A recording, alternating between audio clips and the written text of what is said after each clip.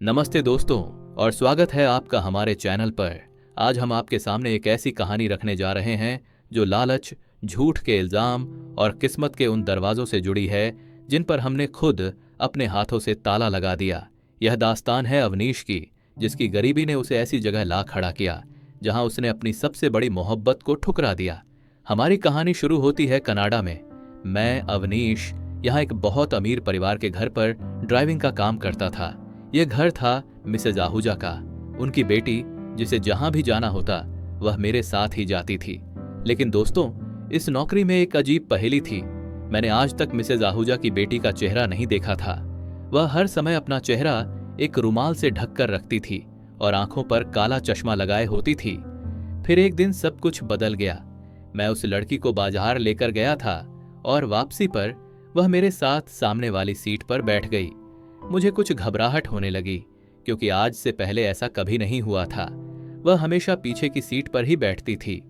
लेकिन मुझे असली झटका तो तब लगा जब चलती गाड़ी में उस लड़की ने मेरे हाथ पर अपना हाथ रख दिया। दोस्तों, डर की वजह से मेरा पूरा शरीर कांपने लगा। यह पहली बार था जब मेरे साथ ऐसा कुछ हुआ था। उसकी इस हरकत से मुझे पसीने आने लगे। आज वह लड़की मुझे किसी और ही नजर से देख रही थी और उसके देखने के तरीके से मुझे खुद शर्म महसूस हो रही थी। मैंने तुरंत गाड़ी की स्पीड तेज कर दी और किसी तरह जल्दी से घर पहुंचा। मैं अपने कमरे में बैठकर उस लड़की की अजीब हरकतों के बारे में सोच ही रहा था। तभी मिसेज आहूजा ने मुझे अपने कमरे में बुला लिया और जो बात उन्होंने मुझसे कही उसे सुनकर तो मेरे होश उड़ गए। वह मुझसे कहने लगी, तुम मेरी बेटी से शादी कर लो। इसके बदले मैं तुम्हें इतनी ज्यादा दौलत दूंगी कि तुम्हारी गरीबी हमेशा के लिए खत्म हो जाएगी। मैं उनकी बेटी से शादी नहीं करना चाहता था। वजह साफ थी, मैं हिंदुस्तान में किसी और लड़की को पसंद करता था। लेकिन मिसेज आहूजा की बातें यही नहीं रुकीं। उन्होंने मुझे धमकी दे डाली। उन्होंने कहा, अगर तुमने मेरी बात नहीं मानी तो मैं तुम पर झूठा इल्जाम लगाकर तुम्हें पुलिस के हवाले कर दूंगी। दोस्तों, अपनी गरीबी और इस औरत की धमकी से डरकर मेरे पास कोई और चारा नहीं था। मजबूरन मैंने उनकी बेटी से शादी करने के लिए हां कर दी। उन्होंने मुझे यह भी कहा कि अगर मैं चाहूं तो 2-3 महीने बाद उनकी बेटी को डिवोर्स दे सकता हूं। बस यही सोचकर कि मेरी बहनों की शादियां हो जाएंगी, मैंने यह सौदा कर लिया। मिसेज आहूजा ने तुरंत मेरे सामने नोटों की गड्डियां रख दी। उन्होंने बताया कि असल बात यह है कि उनकी बेटी को मैं पसंद आ गया हूं। उन्होंने वादा किया कि वह मुझे बहुत सारी दौलत और शोहरत देगी और मैं जो मांगूंगा वह मुझे मिलेगा। मेरी पूरी जिंदगी ऐश में गुजरेगी, कभी किसी चीज की कमी नहीं होगी।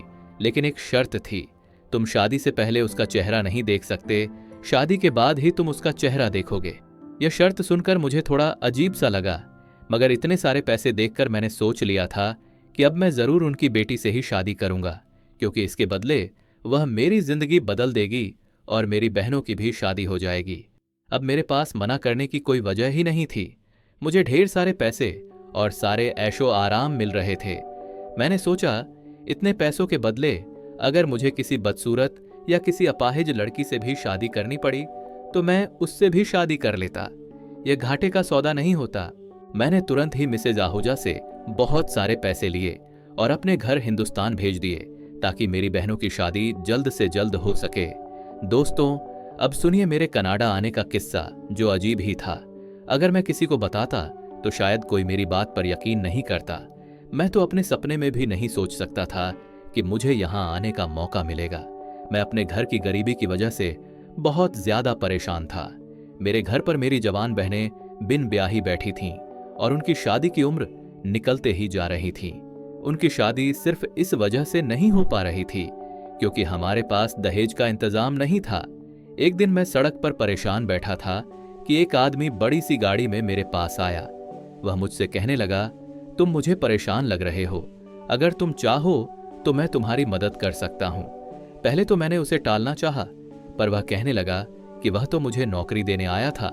मैंने कुछ सोचकर उससे कहा, ठीक है, रुक जाओ, मुझे पूरी बात बताओ।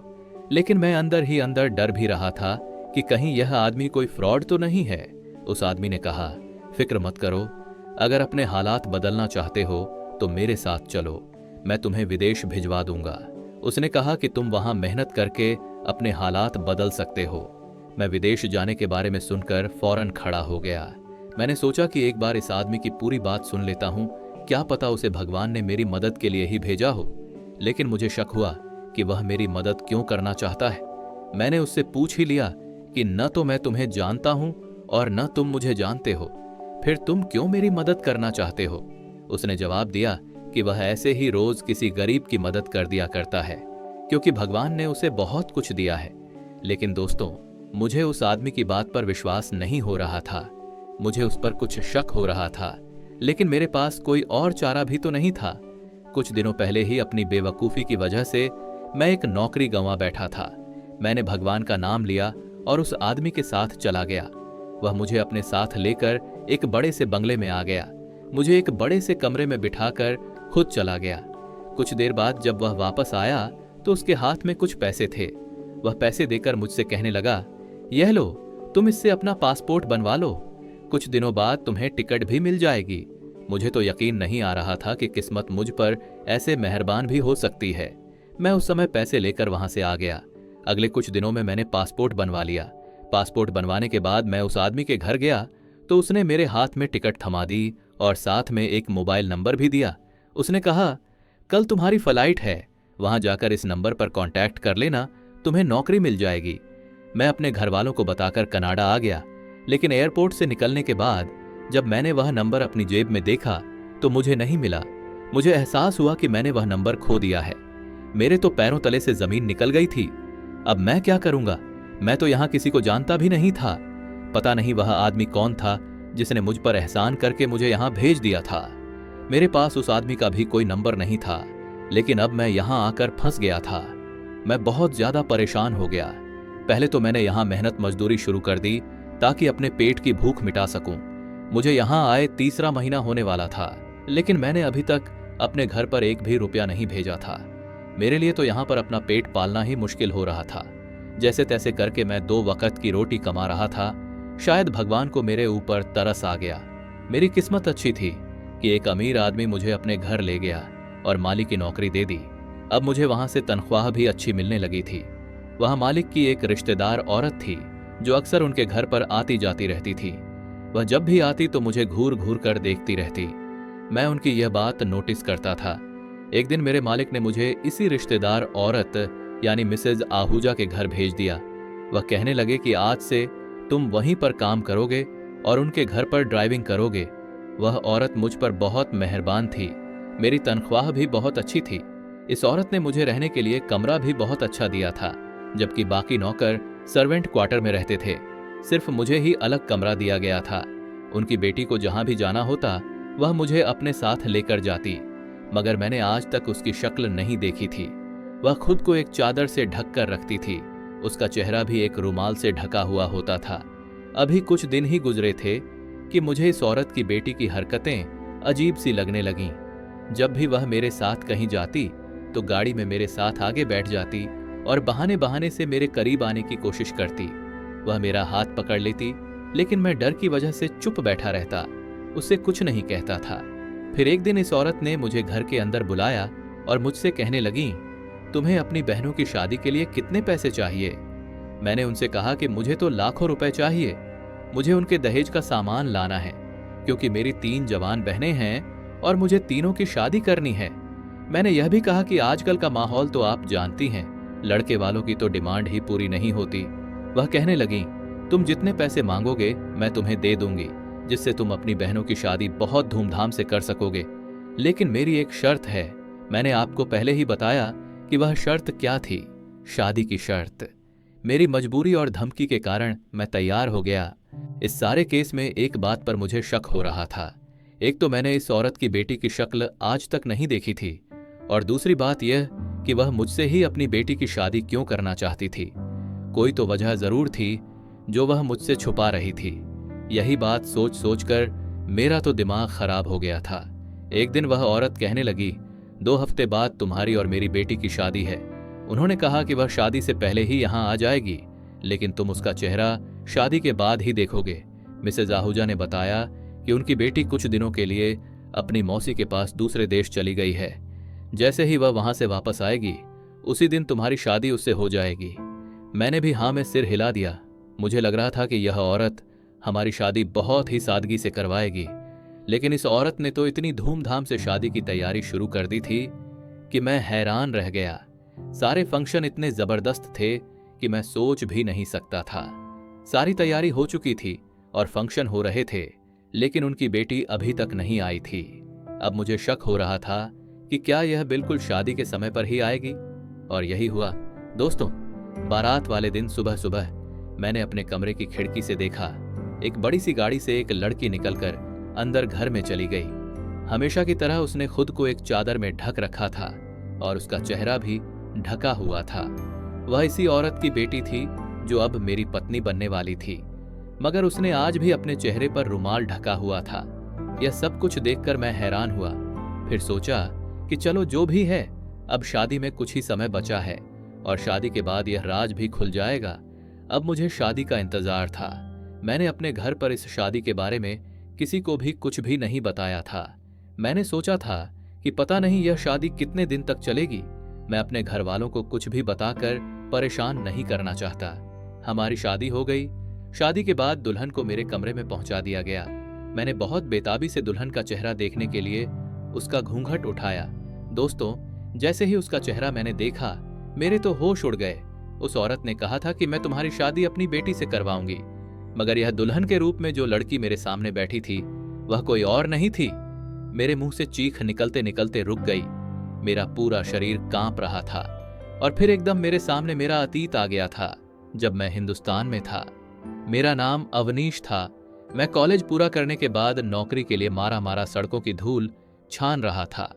हर नौजवान की तरह मेरा भी हिंदुस्तान से बाहर रहने का सपना था। मोबाइल पर बाहर रहने वालों की जिंदगी की वीडियो देख देख कर मेरा भी सपना हो गया था कि काश मेरा भी किसी बाहर के देश में वीजा लग जाए और मैं भी वहीं रहने चला जाऊं। मैं सबसे बड़ा था और मेरे छोटे 5 बहन भाई और थे। कभी कभी तो मुझे अपने माता पिता पर भी बहुत गुस्सा आता था। मुझे लगता था कि उन्हें इतने बच्चे पैदा करने से पहले अपने ऊपर और अपने घर के हालात को और हमारी गरीबी को देख लेना चाहिए था। अगर वो कम बच्चे पैदा कर लेते, कम से कम मेरी जिंदगी तो आसान होती। घर का बड़ा बेटा होने के नाते मेरे कमजोर कंधों पर बहुत सारी जिम्मेदारियां थीं। मैंने मां के कहने पर ही नौकरी करनी शुरू कर दी थी। सुबह में मैं कॉलेज जाता और शाम में मैं जॉब करता था। ऐसे ही मैंने अपनी पढ़ाई कंप्लीट कर ली और फिर नौकरी के लिए सड़कों की धूल छानी शुरू कर दी। लेकिन आज के समय नौकरी मिलना कोई आसान काम नहीं। बड़ी मेहनत के बाद और बहुत मुश्किल से एक बड़े साहब के यहाँ ड्राइवर की जॉब मिल गई। सैलरी भी अच्छी खासी थी, इसलिए मैं खामोशी से वहां काम करने लगा। मैं सुबह में अपनी नौकरी पर चला जाता था और साहब की बेटी को दफ्तर छोड़ने चला जाता। कभी दोपहर को 2 बजे तो कभी शाम को 5 बजे मैं मैडम को ऑफिस से घर वापस लाता। मुझे इसके अलावा और कुछ काम नहीं था। साहब की बेटी ने हमेशा अपना चेहरा कवर किया होता था। मैंने अभी तक उसका चेहरा नहीं देखा था और न ही मुझे देखने की कोई ख्वाहिश थी। मैं वहां पर सिर्फ अपना काम करने जाता था। मैं नहीं चाहता था कि मेरी किसी हरकत की वजह से मैं इस नौकरी से निकाला जाऊं, क्योंकि मेरे घर के हालात भी ऐसे नहीं थे कि मैं कुछ दिन भी घर बैठकर खा सकूं। मेरे दोस्त मुझे समझाते थे, अवनीश, अपने मालिक की बेटी को अपने प्यार के जाल में फंसा लो, क्योंकि वह करोड़पति बाप की बेटी है और तुम भी कुछ कम स्मार्ट नहीं हो। अगर एक बार तुम पसंद आ गए तो सारी जिंदगी तुम्हारी मौज में कटेगी। मैं उनकी इस बात के बारे में कभी कभी सोचता।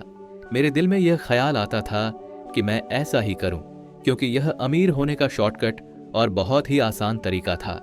लेकिन मैं अपने डर की वजह से मालिक की बेटी के सामने नजर तक नहीं उठा सकता था। इस लड़की ने भी कभी मुझसे बात करने की कोशिश नहीं की थी, बल्कि मुझे तो ऐसा लगता था कि वो शायद गूंगी है, क्योंकि इस 1 महीने के बीच में मैंने उसे बात करते हुए कभी भी नहीं सुना था। मेरे दोस्त कहते थे कि तुम खुद ही बात करने की कोशिश कर लिया करो, क्या पता वह जवाब दे दे। एक दिन मैंने बहुत हिम्मत से उससे बात करने की कोशिश की और पूछा, मैडम, मुझे कल की छुट्टी चाहिए। कल मैं आपको छोड़ने और लेने नहीं आ पाऊंगा, मुझे कुछ जरूरी काम है। मैंने सोचा कि वह मुझे कुछ तो कहेगी, पूछेगी कि क्यों छुट्टी करनी है, क्या वजह है या तुम्हें क्या काम है। लेकिन उसने तो मुझे एक शब्द भी नहीं कहा और सिर्फ अपना सर हाँ में हिला दिया। मुझे खुद पर बहुत गुस्सा आया। मैंने सोचा कि क्यों मैं इस पत्थर दिल लड़की से अपना सर टकरा रहा हूं। मुझे नहीं लगता कि यह किसी भी सूरत में मेरे जाल में फंसेगी। अगले दिन मैंने जानबूझकर छुट्टी कर ली, क्योंकि मैं मैडम से छुट्टी की बात कर चुका था। अब मेरे पास छुट्टी करने के अलावा कोई और चारा नहीं था। मैंने सोचा, अगर छुट्टी करके अगले दिन जाऊंगा तो वह मुझे जरूर पूछेगी, कल तुम्हें क्या काम था। लेकिन उसके पूछने से पहले ही उसके पिता ने मुझसे पूछ लिया, कल तुम कहाँ गायब थे, आए क्यों नहीं थे। मैंने कहा, साहब जी, आप कल घर पर नहीं थे। मैंने मैडम साहिब को बता दिया था कि मुझे कुछ जरूरी काम है, इसी वजह से मैं कल नहीं आ सकता। साहब ने कहा, अच्छा ठीक है, मगर अगली बार छुट्टी लेनी हो तो मुझे जरूर बताकर जाना। मेरी बेटी से तुम्हें कुछ बात करने की जरूरत नहीं है, आगे से यह बात ध्यान रखना। मैं उनकी बात पर हैरान होकर सोचने लगा कि साहब अपनी बेटी से इस कदर नाराज क्यों रहते हैं। मैंने कभी भी उनको मैडम से प्यार से बात करते हुए नहीं देखा था। एक दिन घर के पुराने नौकर से मालूम हुआ कि वह साहब की बेटी नहीं है, बल्कि साहब के भाई की बेटी है। उसका नाम खुशबू है, लेकिन सब उसे रिया मैडम कहते हैं। वैसे तो वह किसी और देश में रहती है, मगर साल के कुछ महीने यहाँ गुजारती है। साहब को उसके काम से बहुत ज्यादा नफरत है, मगर वह उसे कुछ कहते नहीं हैं। मैंने आज तक ध्यान से नहीं देखा था कि वह कहाँ जाती है और क्या काम करती है। मैं सिर्फ उसे उतार कर वापस गाड़ी लेकर आ जाता था। अगले दिन मैंने जिस ऑफिस के सामने उसे छोड़ा था, जब मैंने वहां का बोर्ड पढ़ा तो उसे पढ़कर मेरे पैरों तले से जमीन खिसक गई। वो तो कोई सेंटर था जो किन्नरों की देखभाल के लिए बनाया गया था। वह लड़की इस सेंटर के अंदर चली गई। मैंने गाड़ी कुछ दूर के फासले पर खड़ी कर दी। कुछ देर बाद कुछ किन्नर वहां से बाहर निकले तो मैंने एक आदमी से पूछा कि यहाँ की मालकिन कौन है, तो उसने मुझे बताया कि रिया मैडम हैं। बहुत बड़े घराने से उनका ताल्लुक है। वह बहुत अमीर हैं और एक बहुत अच्छी लड़की हैं। वह यहाँ पर किन्नरों को पढ़ाने आती हैं। मैं उनसे बहुत इंप्रेस हुआ। सोचा कि रिया मैडम कितनी अच्छी हैं, इन्हें किन्नरों का कितना ख्याल है। अब वह मुझे सच में बहुत अच्छी लगने लगी। मैंने धीरे धीरे उनसे बातचीत करनी शुरू कर दी। कुछ दिनों में ही वह भी मेरे साथ घुल मिल गईं। अब अक्सर हमारी बातचीत होती रहती थी। अब वह गाड़ी में बैठते ही अपने चेहरे से इस रुमाल को हटा लिया करती थीं और पूरे रास्ते में हमारी बातें होती रहती थीं। मुझे भी उनके चाचा की तरह उनका किन्नरों के लिए काम करना अच्छा नहीं लगता था, लेकिन मैं उनसे यह बात नहीं कह सकता था।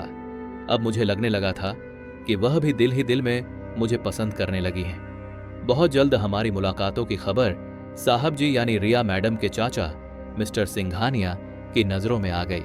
एक दिन उन्होंने मुझे अपने घर बुलाया और मुझसे कहने लगे, क्या तुम जानते हो रिया की असलियत क्या है? अगर तुम रिया की असलियत जान जाओगे तो उल्टे कदमों यहां से भाग जाओगे। उन्होंने कहा कि उससे मिलना तो दूर, उसका चेहरा तक देखना पसंद नहीं करोगे। मैंने उनसे कहा कि ऐसी क्या सच्चाई है रिया मैडम की, मैं तो उनसे शादी करना चाहता हूं। मालिक मेरी बात सुनकर मुझे अजीब नजरों से देखने लगे और कहने लगे कि वह कोई लड़की नहीं है, बल्कि वह तो एक किन्नर है। मुन्ना, वह न कोई मर्द है और न ही कोई औरत, बल्कि वह तीसरी जाति से ताल्लुक रखती है। तुम उससे कैसे शादी कर सकते हो? यह सुनकर तो जैसे मेरे सर पर पूरा आसमान टूट पड़ा। मैं सोचने लगा कि मुझे घर का उन लोगों से लगाव देखकर ही समझ जाना चाहिए था कि उसकी सच्चाई क्या है। जब भी वह लोगों के साथ होती थी तो यही लगता था कि वह भी इन्हीं लोगों का एक हिस्सा है, मगर मैंने कभी उस पर शक करने का सोचा भी नहीं था। इस आदमी ने मुझे सच ही कहा था। मैं रिया की सच्चाई सुनकर उल्टे कदमों वहां से भाग गया। रिया से हर तरीके का रिश्ता नाता मैंने खत्म कर लिया था। अब मेरा उसके साथ कोई कांटेक्ट नहीं रहा था, क्योंकि उसने मेरे साथ इतना बड़ा धोखा किया था।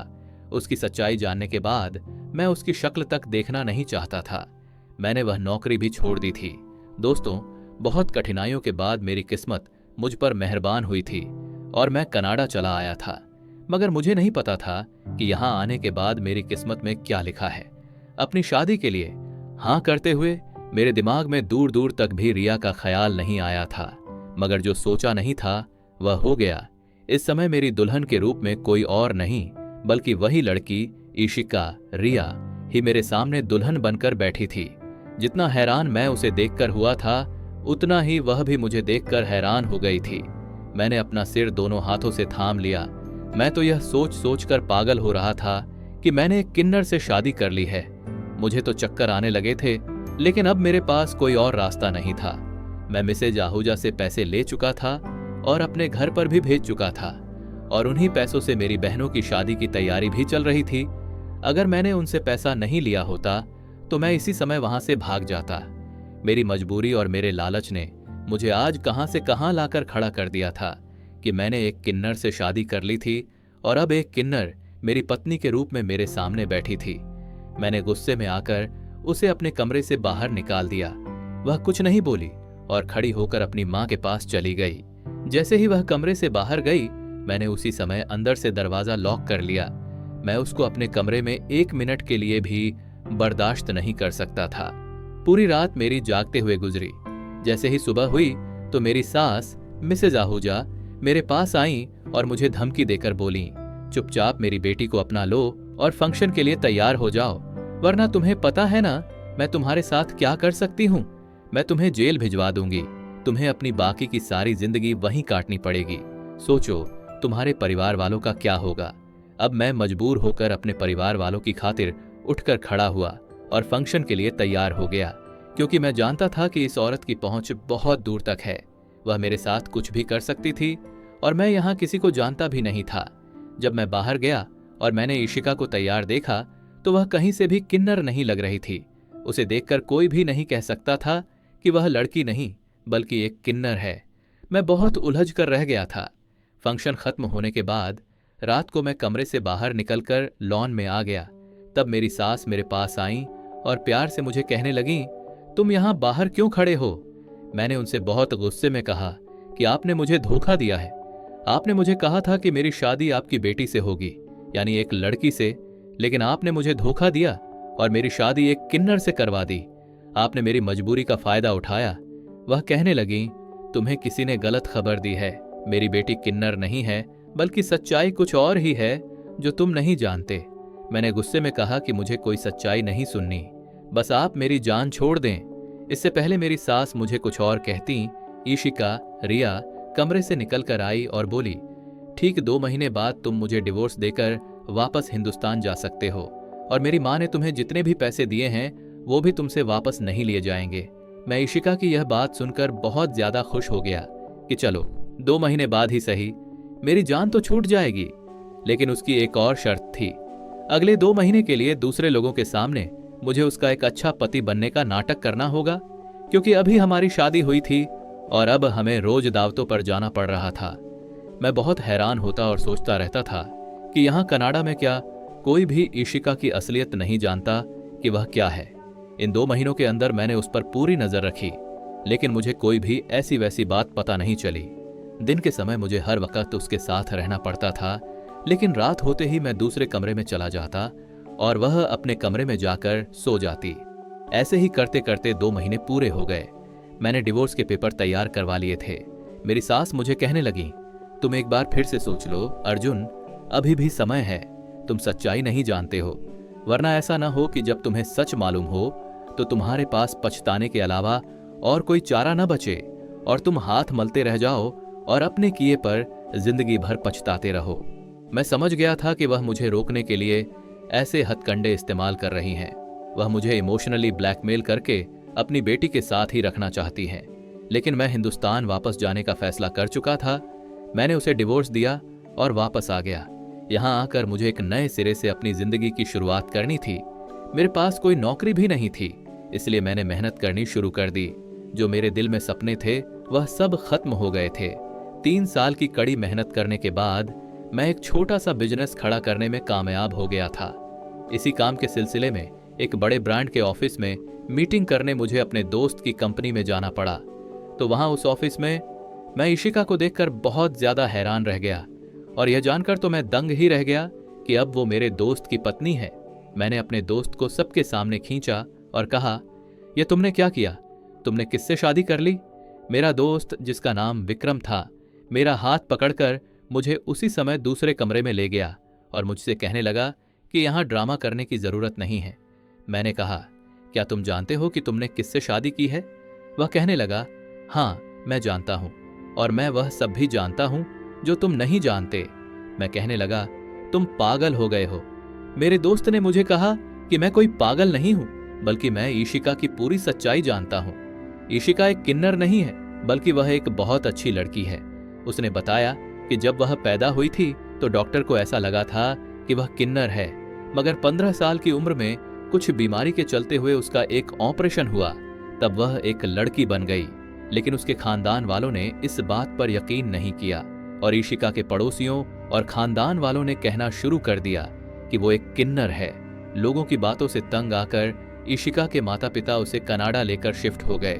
अपनी पढ़ाई कंप्लीट करने के बाद ईशिका ने किन्नरों के लिए कुछ करने का सोचा, क्योंकि उस पर सिर्फ किन्नर होने का इल्जाम ही लगा था। वह किन्नर नहीं थी, फिर भी लोगों और उसके अपने खानदान वालों ने ही उसकी जिंदगी जहन्नुम बना दी थी। उसके अपने ही उसे ताने देते थे। अब वह सोचने लगी थी कि जो लोग सच में मुंह जैसे हैं, यानी किन्नर हैं, तो उन लोगों के लिए जीना कितना मुश्किल होता होगा। इसीलिए वह साल के कुछ महीने हिंदुस्तान में रहने के लिए आती थी और उसने वह सेंटर खोल लिया था। लेकिन उसके इस काम की वजह से उसके रिश्तेदारों का शक और ज्यादा बढ़ गया था कि वह लड़की नहीं बल्कि यह किन्नर ही है। विक्रम ने आगे बताया, इसी बीच ईशिका की मुलाकात तुमसे हुई। वो तुम्हें अच्छे लगने लगे और वह बहुत जल्द ही तुमसे मोहब्बत करने लगी। लेकिन तुम भी और लोगों की तरह ही निकले और उसके चाचा मिस्टर सिंघानिया की बातों में आकर उसे छोड़कर भाग गए। तुम्हारे जाने के बाद ईशिका बहुत ज्यादा बीमार पड़ गई थी। जब उसकी माँ मिसेज आहूजा को तुम्हारे बारे में पता चला तो उन्होंने तुम्हें कनाडा बुलवाया। तुम्हारे जाने के सारे इंतजाम भी उन्होंने ही किए थे। वह किसी भी हाल में अपनी बेटी का दिल और घर बसाना चाहती थी, इसीलिए तुम्हें मजबूर करके और तुम्हें पैसों का लालच देकर तुम्हारी शादी उन्होंने ईशिका से करवा दी। वह सोच रही थी कि शादी की रात तुम्हारी सारी गलतफहमियां दूर हो जाएंगी और तुम्हें सच्चाई पता चल जाएगी कि ईशिका एक किन्नर नहीं बल्कि एक लड़की है। विक्रम ने दुखी होकर कहा, लेकिन अवनीश, तुम तो इतने पत्थर दिल निकले कि तुमने ईशिका की बात सुनना गवारा नहीं किया। तुमने उसे अपने कमरे से निकाल दिया। तुम ईशिका को वही समझ रहे थे जो तुम्हें लोगों ने बताया था। अगर तुम एक बार भी उससे बात कर लेते तो तुम्हें सच्चाई पता चल जाती, मगर तुम उसे डिवोर्स देकर यहां वापस आ गए। विक्रम ने बताया, तुम्हारे जाने के बाद एक बार फिर से ईशिका बहुत ज्यादा टूट गई थी। उस समय मैंने उसे सहारा दिया और इसकी सारी सच्चाई जानने के बाद मैंने उसे शादी के लिए प्रपोज किया। अब हम वहां से हमेशा के लिए हिंदुस्तान आ गए। विक्रम ने कहा कि ये सब बातें मुझे खुद ईशिका ने अपने मुंह से बताई थीं, ताकि कल को मैं उसे तुम्हारी तरह छोड़कर न चला जाऊं। दोस्तों, यह सब बातें सुनकर मैं तो ऐसा हो गया था जैसे मेरे जिस्म में जान ही ना हो। यह मैंने क्या कर दिया था? मैंने अपने हाथों से ही अपने पैरों पर कुल्हाड़ी मारी थी। मेरा दोस्त विक्रम कई सालों से विदेश में धक्के खा रहा था, लेकिन उसे कोई अच्छी नौकरी नहीं मिली थी और अब ईशिका से शादी करने के बाद वो आज इतनी बड़ी कंपनी का मालिक बन बैठा था। विक्रम ने मुझे कहा, अवनीश, किस्मत ने बार बार तुम्हारे दरवाजे पर दस्तक दी, मगर तुमने लोगों की बातों में आकर हर बार उसे दुत्कार दिया। तुम बहुत बदकिस्मत हो कि ईशिका जैसी लड़की को तुमने छोड़ दिया। सारी बात पूरी होने के बाद मैं बहुत दुख के साथ उस ऑफिस से बाहर निकल कर आ गया। इन सब में सारा कसूर मेरा अपना था। सारी गलती मेरे अकेले की ही थी। काश मैं उस समय ईशिका की बात सुन लेता तो आज ईशिका मेरी पत्नी होती। मैंने तो उसके साथ बहुत गलत किया था, इसलिए शायद भगवान ने उसे मुझसे दूर करके उसे एक अच्छे जीवन साथी के साथ दे दिया था। अब मेरे पास पछतावे के अलावा और कुछ भी नहीं था। काश तब अब यह जिंदगी मेरे साथ ही रहना था, क्योंकि मेरे जैसे बेवकूफ की सजा यही होती है कि वह काश के सहारे अपनी जिंदगी गुजार ले। दोस्तों, उम्मीद करती हूं आपको हमारी कहानी पसंद आई होगी। कहानी पसंद आई है तो वीडियो को लाइक करें, चैनल पर नए हैं तो चैनल को सब्सक्राइब करें और हाँ, नोटिफिकेशन बेल को जरूर दबाएं ताकि अगली अपडेट सबसे पहले आपको मिले।